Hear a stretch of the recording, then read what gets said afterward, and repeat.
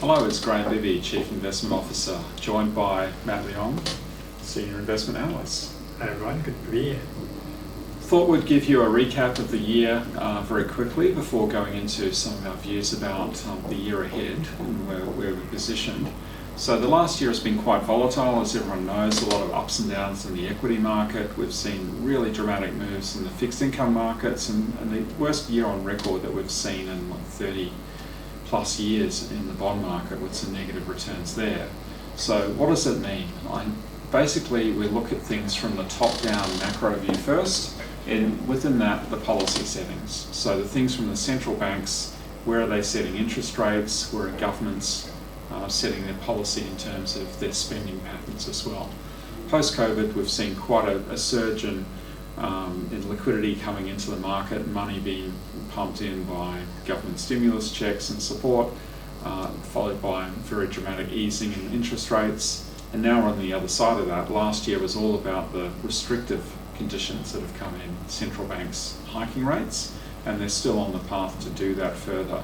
So that really drives what we'll see next in the economy, which will be leading to a downturn, and certainly seems like a recession is being priced into the US, already seems there in Europe, and some degree of slowdown here, which may be a recession or may not be.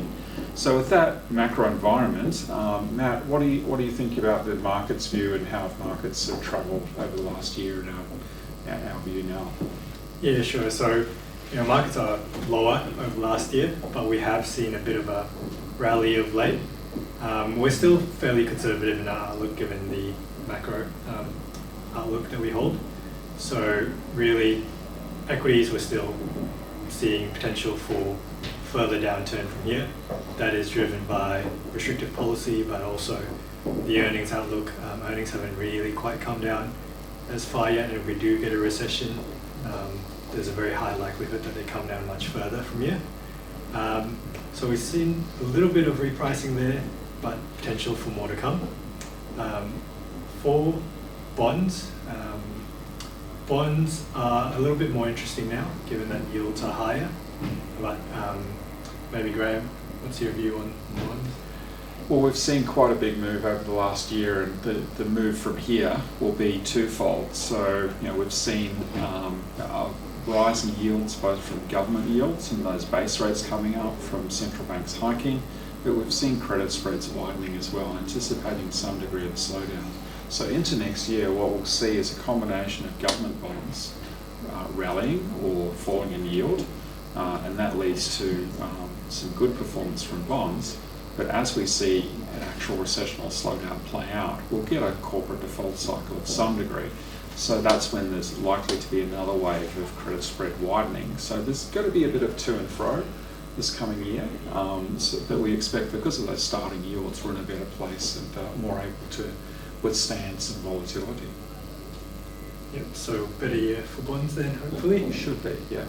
I guess on the equity side, in terms of how we're positioning as well, given that we've had news of China beginning to reopen and we're starting to see that happen more gradually. We are positive on commodities, for example, and there are longer term themes that play into our view on commodities, especially the energy transition, for example, where we really like copper. Lithium features in our portfolio as well because of the opportunity set that we have. So in Oz equities, for example, we do like commodity related exposures or resources exposures. In global equities, we're being selective there. US still looks fairly expensive. Ex-US is starting to look interesting, but again, given the outlook on potential for a recession, especially in Europe, opportunities have to be quite selective there. So I think given that outlook and our view, as Matt said, we're still positioned relatively conservatively, but we think there's going to be some opportunities during the course of next year as some of that downturn gets priced in and the other side starts to get priced as well. So looking through to the other side, it's likely to be a volatile year. Shouldn't be quite as negative on some aspects, but opportunities to do some more there. So we think that it's going to be very much driven by the policy. So watch the Fed, watch the Reserve Bank of Australia, and watch what the governments do with their spending program. That sets the environment for the economic environment and what markets will price through.